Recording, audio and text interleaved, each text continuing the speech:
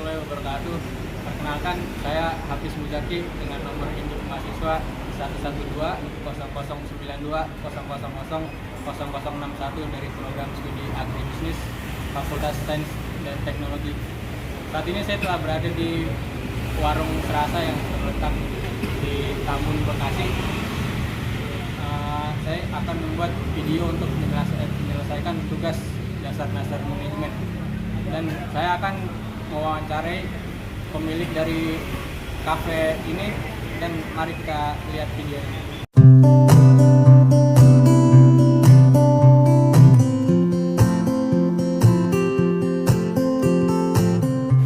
Ya, kali ini saya sudah bersama dengan pemilik kafe atau ownernya. Ya, selamat malam. Assalamualaikum warahmatullahi wabarakatuh. Waalaikumsalam warahmatullahi wabarakatuh. Boleh diperkenalkan diri dulu kepada yang nontonnya? Perkenalkan, nama saya Razali Hidayat. Saya mahasiswa aktif di salah satu perguruan tinggi swasta di Jakarta, jurusan teknik sipil atau prodi teknik sipil. Saat ini saya juga nyambi atau sekaligus menjadi manajer atau penanggung jawab di warung Serasa gitu. Berarti sekarang masih aktif berkuliah ya? Iya, mahasiswa baru aktif tahun ini. Kalau gitu sesuai dengan jabatannya atau owner sekarang di warung Serasa ini ya? Untuk owner sih bukan sih, karena saya juga kan bareng-bareng, bisnis bareng-bareng gitu. Cuma lebih ke mengatur manajemen keuangan aja. Atau bisa disebut ya kalau pemimpin Ya, manajer lah kalau bisa disebut secara hierarki. Menurut Bang, manggil Bang ya, Bang Razali. Boleh. Menurut Bang Razali sendiri, apa sih itu pengertian manajemen sendiri? Menurut saya secara sederhana manajemen itu lebih ke bagaimana mengatur sesuatu ya. Kalau misalkan yang saya lakukan sekarang adalah lebih ke mengatur keuangan agar pemasukan dan pengeluaran itu seimbang. Jadinya nggak ada loss, nggak ada perhitungan yang nggak sesuai gitu. Jadi keuntungannya berapa dan pengeluarannya berapa itu jelas, jadinya nggak membuat kita nantinya mengalami kerugian lah. Minimal-minimalnya untuk meminimalisir kerugian itu sendiri. Terus seberapa penting sih manajemen itu dalam suatu organisasi atau di dalam mengurus kafe ini? Menurut saya ya karena emang saya pikir dari awal orang kan bilang, setelah saya baca-baca di internet juga banyak yang sharing saya untuk ya yang contohnya itu manajemen itu sendiri. Karena kalau misalkan kita aja mengatur keuangan ataupun mengatur dapur, mengatur karyawan itu belum terlalu rapi, bisa jadi nantinya malah kita promosi besar-besaran, ujungannya malah membuat usaha ataupun suatu hal yang kita jalani itu berantakan juga sih. Makanya menurut saya itu penting banget. Terus tadi kan di awal Bang Razali ini memperkenalkan aktif juga sebagai mahasiswa.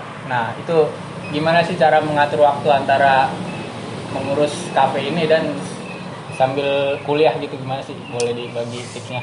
Sebenarnya untuk kuliah yang sekarang kan sistemnya learning ya. Banyak juga sih yang juga ngerasa harus adaptasi banget di sistem yang baru ini gitu kan, karena biasanya juga kuliah offline. Untuk sistem e-learning ini tersendiri kan saya juga punya partner kerja gitu kan, sama mahasiswa aktif juga. Terkadang lebih ke mengatur jadwal aja sih. Kalau misalkan di pagi dia ada jadwal, berarti kalau saya nggak ada, saya duluan kesini. Kalau misalkan saya yang ada jadwal dia belum ada, biasanya dia yang duluan kesini. Lebih ke bagaimana bisa ngatur kerja sama waktunya aja.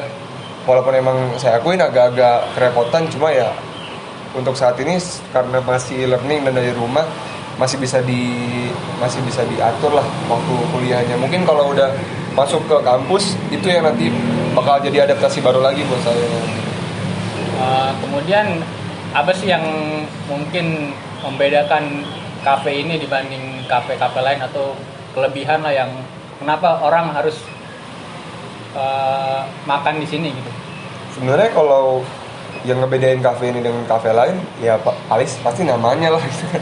Tapi menurut saya yang ngebedain lebih ke kita dari awal emang pas waktu mau bikin tempat ini juga kan saya bareng ibu saya tuh mikir buat ngasih menu ataupun ngehadirin menu yang harganya tuh terjangkau banget, tapi harganya mewah gitu. Karena kan di saat pandemi gini yang ngalamin kesulitan bukan cuma masyarakat menengah ke bawah, tapi juga ada beberapa dari orang-orang yang tadinya sebelum pandemi berkecukupan, di saat pandemi ini harus struggle juga kan. Makanya saya pikir biar semua orang bisa datang ke sini, biar semua orang bisa ngumpul ke sini, ya kita juga ngehadirin menu yang bisa bikin orang seneng, kenyang, tapi juga nggak bikin kantong mereka tuh menjerit lah di saat pandemi gitu. Makanya saya ngerasa mungkin itu bisa jadi keunggulan yang sebenarnya belum banyak orang tahu. Terus kan ini lagi di masa-masa pandemi ini di mana orang diwajibkan atau dianjurkan untuk di rumah aja. Lalu gimana untuk orang-orang yang misalnya takut untuk keluar tapi ingin beli di sini, beli belanja di sini? Sebenarnya kalau untuk solusi dari kami sendiri ya di kafe gitu, karena sesuai anjuran pemerintah ya kami juga menyiapkan protokol kesehatan, contohnya hand sanitizer, terus juga ada untuk cuci tangan gitu kan. Tapi mungkin ada beberapa orang yang menganggap pandemi ini terlalu menakutkan lah, jadi benar-benar takut banget buat datang walaupun tempat itu udah sesuai protokol kesehatan. Ya bisa jadi karena sekarang juga ada semua serba online. Kita juga masukin warung serasa ini ke GoFood gitu. Ada partner atau kerjasama dengan GoFood. Jadi kalau orang yang nggak bisa, maksudnya kalau takut kesini bisa juga cari di GoFood. Berarti untuk orang yang dari rumah aja udah bisa ya mesen di warung serasa ini dari rumah dengan melalui GoFood ya? Iya, sudah bisa dipesan melalui GoFood juga. Terus kemudian apa sih rencana selanjutnya untuk kafe serasa ini? Apakah ada inian khusus, apa sih namanya? Rencana khusus gitulah sebenarnya ke depannya. Kalau rencana khusus ke depannya, saya juga dulu ngediriin, maksudnya punya ide buat bikin tempat ini itu cuma sekedar omongan di tongkrongan gitu, kayak sekedar bercandaan lah atau gimana. Tapi ya rezeki Allah gitu bisa bikin. Saya punya rencana tuh setidaknya bikin tempat yang semodelan ini ataupun dengan konsep yang sama itu di beberapa kota yang notabene itu kota pelajar, karena kan kota pelajar kan rata-rata perantau gitu kan. Sedangkan mungkin ada banyak ataupun usaha juga yang dengan nama warung tapi harganya bukan harga warung. Enggak, tapi maksud saya dengan segi dengan peluang yang sama gitu, kita berusaha nantinya di kota lain juga menciptakan tempat yang menurut kita tuh ramah kantong pelajar gitu dan perantau juga. Jadi rencana khususnya saya ada rencana ke depan untuk bisa buka minimal 1 cabang lah di setiap kota pelajar seperti Jogja, Solo, Malang ataupun bahkan Bandung gitu. Berarti sudah ada rencana untuk membuka warung serasa di kota-kota lain gitu? Insya Allah sudah ada rencana dan segera diwujudkan lah. Amin.